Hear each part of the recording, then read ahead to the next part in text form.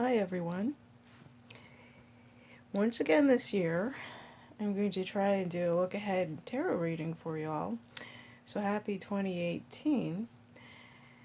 As those of us here on the east coast of the United States who are in relative global proximity to Washington, D.C. know, 2017's been kind of an object lesson in soul-sucking black hole energy fields.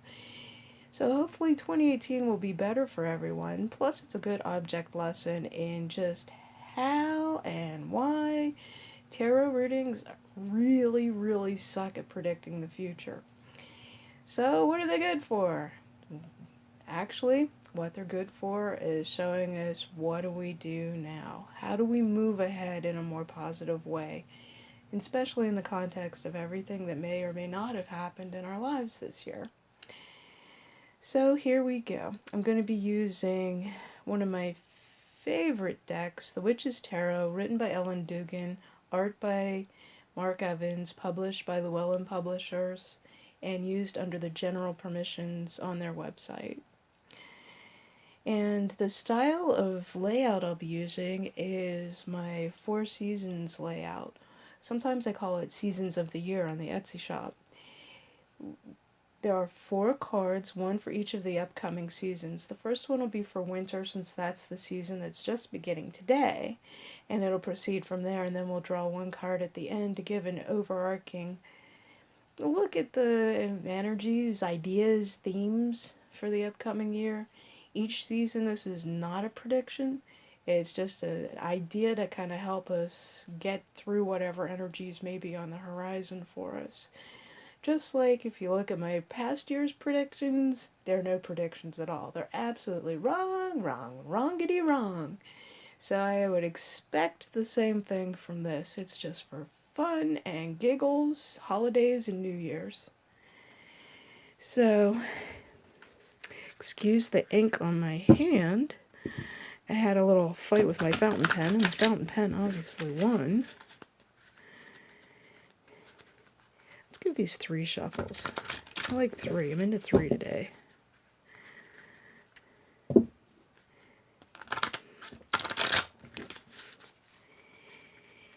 And let's see what we get. The first card, like I said, is for winter, the upcoming 3 months. And here we have the Two of Swords. The Two of Swords sometimes can represent being of 2 minds about something. I personally prefer Diane Morgan's interpretation of a sort of cosmic unity. It's like the 2 represents us and the cosmos. And I would want to incorporate both of those classic meanings into the next 3 months. It seems like there's a feeling of being of 2 minds, not sure how to start the new year. Maybe multiple paths ahead of you. I see like a forked path going in a couple different directions, both silver colored, both equal in a lot of ways. And it's that equality, it's, both good options is what makes the decision so hard to make. But also, we need to make that decision and walk that path with a mind to our connection to the universe and to the greater energies that be. So, even though both paths, both options, all our choices may be good ones, we'll be able to give ourselves to it more fully, be able to manifest it more fully, enjoy it more, and just live with greater joie de vivre if we walk our chosen path in connection with our spirituality, in connection with the cosmos, the universe, the energies that be, however you understand these things. So it seems like winter is going to be a time of wrestling with choices, making choices. This is a good energy nexus or time to make choices. And also, whatever direction you do choose, walk it with connection and purpose and a mind to manifestation, a mind to cosmic energies. Tend to your spirituality at the same time you're working and tending to the physical side of life, working towards your goals, making your choices, that sort of thing. Next card, if this is winter season, basically December to March, this will be spring, March to about June, just as things are turning nice. Except for that light glare there. I'm going to have to figure out how to fix that. But anyway, Temperance, as you know, is a major arcana card. It feels as though the physical process side of things that we saw in the Two of Swords, that may pick up over the spring as we move from a minor arcana card to a major arcana card.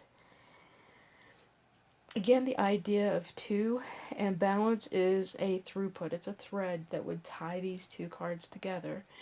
You have the of two minds, the choices aspect of the Two of Swords. And again, you have that idea of ultimate balance that's represented with the Temperance card. Again, it's very active, very dynamic sort of balance. It's like in cooking where you temper eggs, you're moving a hot liquid into a cold liquid and a lukewarm liquid into a hot liquid, and that's sort of back and forth. In fact, that process itself is called tempering. But, so it's a very dynamic sort of balance that springtime is talking about. Physical activity is part of it. It's sort of like making good on the path walking and decision making that you made during the winter phase of things. And it's a whole different thing to sit, like the Two of Swords, on a bench and think about what you want to do and make a mental, spiritual decision. It's a whole different matter to get up and walk that path. It's one thing to think about doing a dance, it's another thing to get up and dance that dance. So the physicality of things will be coming online more in the spring. The energies will shift from mental, spiritual decision making into physical realm execution. Sometimes it takes a while to, the phrase find your footing comes to mind, to literally get your sea legs and get your balance. Not so much in the physical sense. I'm not saying everybody's going to have a bad sense of balance over those months, but it's like, as far as executing what you want to do, it may be patient with yourself. It may not be perfect right from the start. It may take some tweaking and balancing and trying and adjusting and trial and error to be able to execute the things that you decided earlier in the year from an energetic perspective. Everything here is purely symbolic. I'm not getting any sense of any real physical things or physical predictions at all. After the reading we did for the city paper back talking about the 2016 elections, I don't do real world predictions no more. Anyway, symbolically speaking, of two minds, lots of decisions, keep an eye to universal connections, make your choice, learn to walk it, be patient with finding your balance as you walk the path you've chosen. Ooh, lots of swords. Swords are an air element card. So this may be a very mental-oriented year. It's like there may not be a lot of physical dynamics, but shifts in spirit, attitude, philosophy. My mind lately has been drawn to American politics, so maybe there may be more of a shift back to compassion, planning, reason, cooperation, those sort of things. Maybe that's what was so wrong with the 2016 prediction reading. It was dialing in a few years down the road rather than the 2016-2017 era.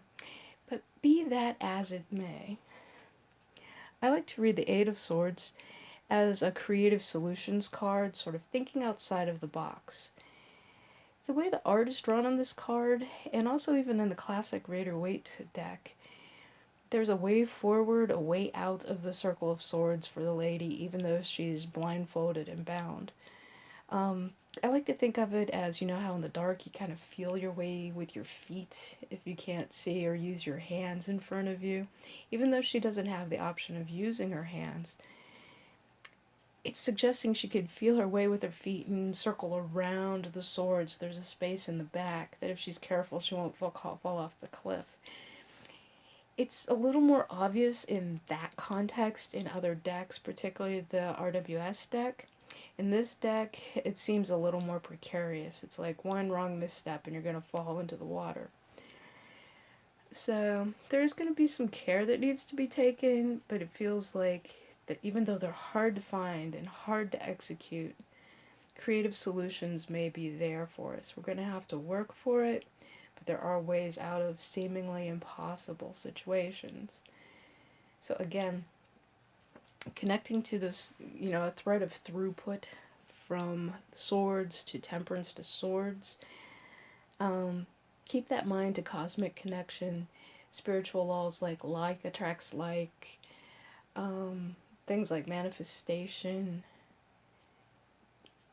some of the Buddha attributed quotes about as your mind goes, so your life goes come to mind. So that may be something to think about. I'll leave that in the hands of the Buddhism experts out there. But yeah, keep in mind to your connection. Use the force. There you go. That's the idea that's trying to come through. It's like use other senses, use non-typical means to make your decisions, find your way, trust your gut a little bit more than perhaps in the past, but do so with caution. Don't get crazy with it. Use a little bit of logic and reason. Use your feet to find your way around, but also use your non-physical senses to find your way around this complicated sword symbolized problem, if that makes sense. And then finally, looking ahead to the fall, there the energies seem to really shift. We go from all these high key colors, light colors, very air oriented colors and cards, to something much more earthy and watery. The Cups cards are also associated with intuition, but in a more mysterious way than the air-related intonations in the Eight of Swords cards. The air is related with mind, sort of a mindful foresight, a sort of logic-bound intuition where logic and intuition work together very, very well. In the coming fall, you might find a shift more from the mental to an emotional kind of intuition. It's interesting that they're both 8s, so I wonder if that draws our attention to August, if there may be some major shift around August, the 8th month of the year. But in any case, it's, again, not going to be a very physical realm kind of year, but it's moving from a mind, logic-driven intuition, a mind and logic coupled intuition, to an intuition that's tends to our heart a little bit more than our mind. It's okay to feel. It's an honoring of emotions. So it may be a more emotional time in the fall. So take care of that. Honor that. It's okay to be intuitive and emotional and spiritual, particularly in that time of year, because that's the time of year when we're moving into Halloween, the darker times, the harvest times, the quieting of the spring and summer energies. So it's very typical time of year for things to become quieter, darker, more introspective, contemplative. And I believe that's what this card is talking about, even though it's going to be the same path you've chosen, the same physical throughput, the same basic issues. There may be a shift of dealing with it from a place of mind combined with intuition, more into a place of heart combined with intuition. So maybe a little more the feels kind of fall next year. It'll be interesting to see how that plays out, but you can see the definite shift just by looking in the color palette of the cards, and that's very much how it feels intuitively as well.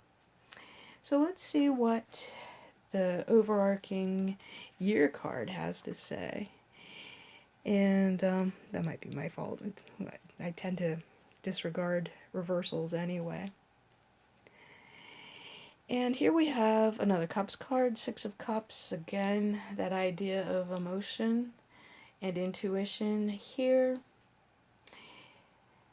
I get feelings of childlike acceptance. Just because you accept something as being the reality doesn't mean you give into it. The phrase, it is what it is, comes through very strongly here, and I think that may be our mantra, our motto for 2018. It is what it is. So we have to deal with it in ways that the other cards suggest. Deal with it with mind, deal with it with heart, especially in the springtime, some aspect of physically doing something to make our choices and dreams manifest. And as that process goes on, pay attention to insight, foresight, intuition, the thoughts that turn to feelings as the feelings bubble up later on as the path goes on. Don't disregard, stifle feelings, acknowledge them, honor them. They are what they are. So it's again, it's not about predictions, it's not about what could have been, it's not about past regrets. It feels like 2018 is going to be a year of staring reality in the face. It is what it is. So now what are we going to do? And how are we going to do it? And with what kind of attitude and emotion and feeling are we going to do it? So, and there the energies just seem to step right back. It's like, boop, there it is. It is what it is. So deal with it with intuition, heart, logic, all brought together. And usually in past years, or if I'm doing an individual reading at this point, I'll stop and see if there's any other intuitive impressions that come through. And true to the theme, there it is. It is what it is. Nothing further comes right there.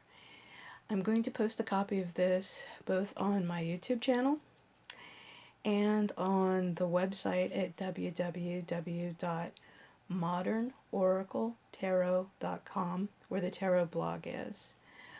This will be another example of video readings that are now available at the Etsy shop on www.quirkandflotsam.com, or search for the Etsy shop, Quirk and Flotsam, at etsy.com. Either one will get you there. That being said, I wish you all very happy holidays, happy winter solstice, which is today, cool Yule, whatever assorted holidays you celebrate. I hope they're happy ones. And I wish you all the very best for 2018. Thank you very much for listening, and thank you so much for reading the blog at modernoracletarot.com, following me on Instagram, which is Quirk and Flotsam, Twitter, which is Modern Oracle, and Facebook, which is either Rhonda Snow or Modern Oracle, either one. Well, thank you all very much, and wishing you all the best. Bye-bye.